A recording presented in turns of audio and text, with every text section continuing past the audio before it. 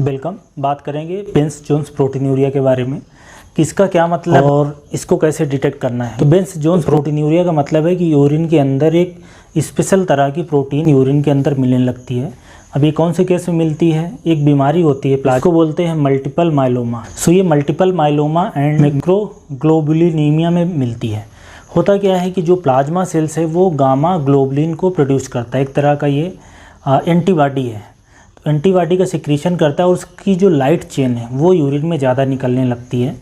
अब एंटीबॉडी का सबसे पहले आप स्ट्रक्चर देखो। स्ट्रक्चर में जैसा कि आप देख रहे होंगे कि दो होती है हैवी चेन और दो होती है लाइट चेन। अब जो लाइट चेन है वो भी दो तरीके की हो सकती है, एक होती है कप्पा और एक होती है लेम्डा। या तो कप्पा बढ़ जाती है या तो लेम्डा बढ़ जाती है, इसलिए इसको बोला जाता है कि मोनोक्लोनल एंटीबॉडी मिलती है। ये बेसिकली बेंस जोन्स प्रोटीन होता है। एक लाइट चेन है जो प्लाज्मा सेल डिसऑर्डर जैसे कि मल्टीपल माइलोमा है उसमें बढ़ जाती है, तो इसकी हम टेस्टिंग यूरिन में करते हैं। इसी बोला जाता है बेंस जोन्स प्रोटीनूरिया। अब इसका जो मेन इम्पॉर्टेंस है लैब के अंदर, इसकी जो टेस्टिंग है, जब हीट एंड कोएगुलेशन टेस्ट करते हैं तो इसमें एक बड़ा यूनिक फीचर मिलता है। यूनिक फीचर क्या है उसको आप समझो। यूनिक फीचर ये है, इसको जब ट्यूब को गर्म किया जाता है तो ये 40 से 60 डिग्री सेंटीग्रेड पे इसमें प्रेसिपिटेट आ जाते हैं। नॉर्मली जब यूरिन में प्रोटीन रहता है तो उसमें 60 से 70 डिग्री सेंटीग्रेड पे प्रेसिपिटेट आते हैं। बेंस जोन्स प्रोटीनूरिया में 10 डिग्री कम पे ही आने लगते हैं, मतलब 40 से 60 डिग्री सेंटीग्रेड के बीच में इसमें प्रेसिपिटेट आते हैं। और जब एक और जो बड़ा इंपॉर्टेंट फीचर ये है कि जब इसको आगे और गर्म करते हैं, मतलब कि 70 डिग्री के ऊपर जाते हैं, तो ये दोबारा से रिजॉल्व हो जाता है। दोबारा से ये डिजॉल्व हो जाता है। जो प्रेसिपिटेट है अगर आप 85 से लेके 100 डिग्री सेंटीग्रेड तक बढ़ाओगे तो दोबारा से वो डिजॉल्व हो जाता है। नॉर्मल अगर प्रोटीनूरिया हो रही उस केसेस में डिजॉल्व नहीं होगा, लेकिन अगर बेंस जोन्स प्रोटीनूरिया है तो उस केसेस में डिजॉल्व हो जाएगा। और उसको जब दोबारा से आप ठंडा करोगे, कूल करोगे, 60 से 80 के बीच में लाओगे, 85 से 100 के बीच में ये डिजॉल्व हो गया था।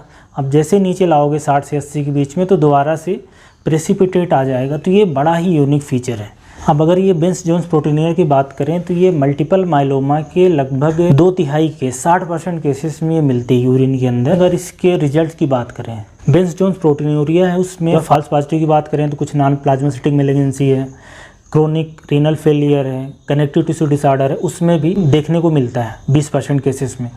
तो इसमें फॉल्स पॉजिटिव भी है और फॉल्स निगेटिव भी है कि मतलब किसी को मल्टीपल माइलोमा है लेकिन उसके यूरिन में बेंस जोन्स प्रोटीन नहीं मिल रहा है। उसके लिए आजकल ये कराया जाता है कि जब भी मल्टीपल माइलोमा सस्पेक्टेड हो उस केसेस में यूरिन में इलेक्ट्रोफोरेसिस करा लिया जाए। प्रोटीन इलेक्ट्रोफोरेसिस या तो इम्यूनोफिक्सेटिव इलेक्ट्रोफोरेसिस कराया जा सकता है। वो ब्लड में भी हो सकती है और वो यूरिन में भी हो सकता है। इम्यूनोफिक्सेटिव इलेक्ट्रोफोरेसिस में क्वांटिटेशन मिल जाता है कि गामा ग्लोबुलिन के जो लाइट चेन है, कप्पा चेन है, उसकी क्या वैल्यू है या जो लेम्डा चेन है उसकी क्या वैल्यू है। यूरिन में भी आप कर सकते हो और ब्लड में भी कर सकते हो। तो बेंस जोन्स प्रोटीनूरिया का फॉल्स पॉजिटिव भी मिलता है, फॉल्स निगेटिव भी मिलता है। इसलिए कोई भी मल्टीपल माइलोमा का केस सस्पेक्टेड हो उसमें जो प्रोटीन है, प्रोटीन इलेक्ट्रोफोरेसिस ब्लड में भी कराना उचित रहता है और यूरिन के अंदर भी। मल्टीपल माइलोमा में होता है कि पेशेंट को बोन के अंदर लाइटिक लीजन मिलना, मतलब हड्डी टूट जाना, हड्डी कमज़ोर हो जाना, खून की कमी हो जाना, किडनी फेलियर हो जाना, कैल्शियम का लेवल बढ़ जाना, इस तरीके से होता है और ये बहुत ही खतरनाक ब्लड कैंसर होता है। तो ये है बेंस जोन्स प्रोटीनूरिया के बारे में। बड़ी यूनिक बात इसमें है कि इसकी टेस्टिंग में बात है। जो टेस्टिंग करते समय दोबारा से ये डिजॉल्व हो जाता है, जो प्रेसिपिटेट है ज़्यादा हीट पे डिजॉल्व हो जाता है। ये बड़ी यूनिक बात है, ऐसा बहुत रेयर होता है।